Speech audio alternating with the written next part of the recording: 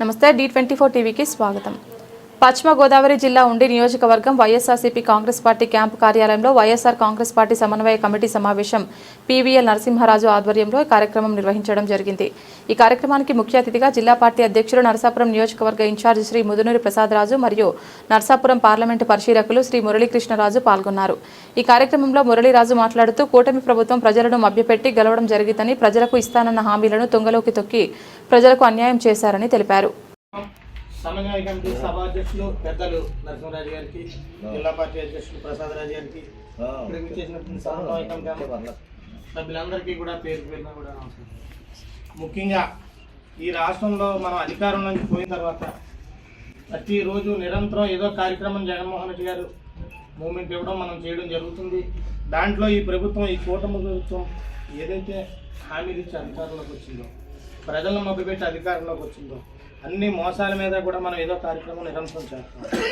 దాంట్లో గ్రామ స్థాయి నుంచి దీన్ని ప్రతి గ్రామం నుంచి కూడా ఒక 80 నుంచి 100 మంది కానివ్వండి, 150 మంది, 200 అక్కడ స్థాయిని బట్టి ప్రతి ఒక్కరిని ఒక ప్రతినిధులుగా తయారు చేసి రేపు భవిష్యత్తులో మనం ప్రభుత్వం తరఫున ప్రభుత్వం ఏదైతే హామీలు ఇచ్చిందో, హామీలు అమలు జరపలేదో, ఎన్నాటి మీద ప్రభుత్వం మెడలర్చవలసిన బాధ్యత మన మీద ఉంది. కాబట్టి ప్రతి గ్రామం నుంచి మనం ఏదో 10 మంది 5 మంది నాయకులను కాకుండా కింద స్థాయి నాయకులను కూడా మనం గుర్తించి వారికి కూడా పదవులు ఇచ్చి ఒక ప్రతినిధులుగా తయారు చేసి వాళ్ళతోటి ఇప్పుడు నరసింహరాజు గారు ఏదో ఊరు వెళ్ళొచ్చు ఒక సమస్య మీద, అక్కడ మాకు ఒక పదవి ఉంది, ఒక హోదా ఉందనే ఉద్దేశంతో వాళ్ళకి ఒక గౌరవం ఇవ్వాలి అనే ఒక ఉద్దేశంతో ఒక మంచి కార్యక్రమం 8,000 నుంచి 10,000 మంది ప్రతి కాన్స్టిట్యున్సీలోనే కూడా తయారు చేసి వాళ్ళకి ఒక ఐడి కార్డు ఇచ్చి ఏదైతే ఈ పార్టీ వలన భవిష్యత్తులో కూటమి నష్టపోయారో, కూటమి ఇబ్బంది పడుతున్నారో వీళ్ళందరినీ ఒక సభ్యతంగా పెట్టి వాళ్ళకి కూడా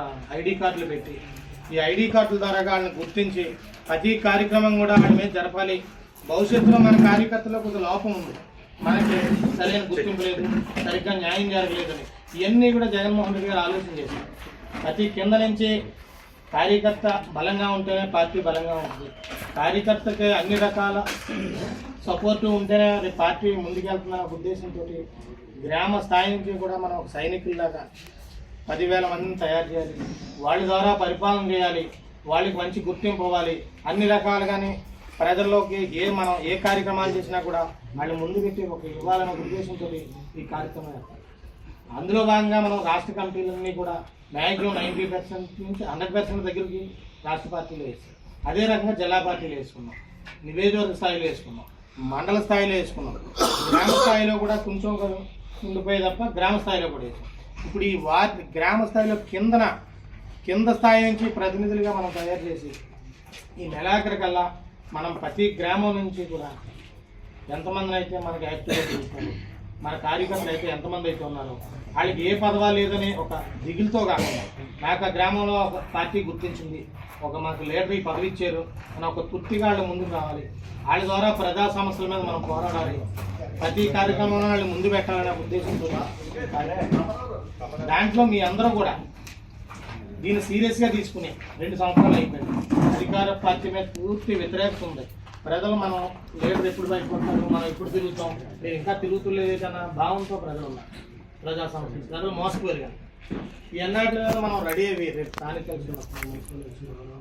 పంచాయతీలు రానివ్వండి ఇవన్నీ ఎదుర్కోవాలంటే ఇప్పటి నుంచి బలంగా పార్టీ నిర్మాణం కింద నుంచి చేసి కింద నుంచి ఎప్పుడైతే మనకు బలంగా ఉందో అధికార పక్షం కూడా భయపడి వాళ్ళు ఎన్ని మాటలు చెప్పినా ఇక్కడ నమ్మే పరిస్థితి ప్రజల్లో లేదు. 2 సంవత్సరాలు అయిపోయింది. ఇంకో 2 సంవత్సరాలు వాళ్ళు చేసేది కూడా ఏమీ లేదు, ప్రజలు కూడా డిసైడ్.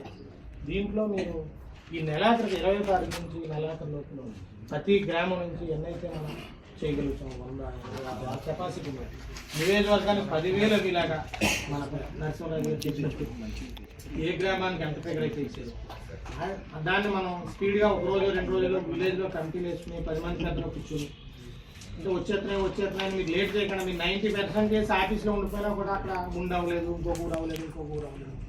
అక్కడ మనం వెనక్కి వెళ్ళిపోకుండా ఏ గ్రామం నుంచి ఆ గ్రామంలో మీరు ఈ 10 రోజులు తయారు చేస్తే ఒక 5-6 రోజులు ఇక్కడ పని ఉంటుంది.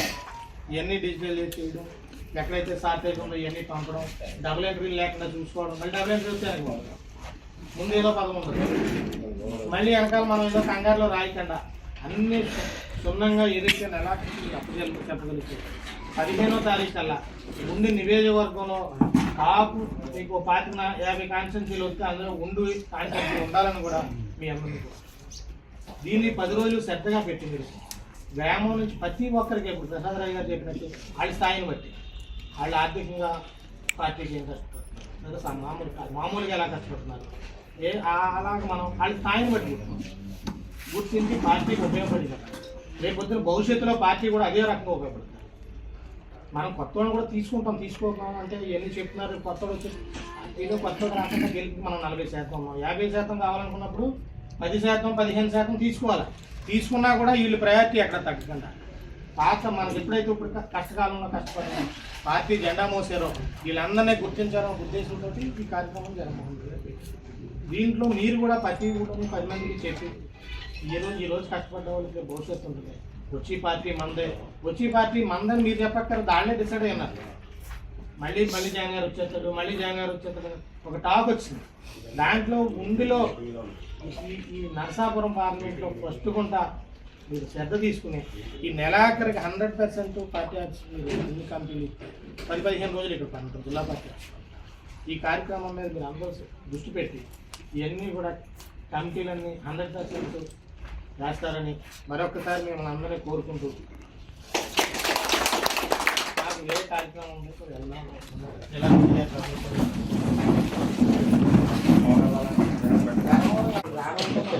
మానేస్తూ ఉంటారు.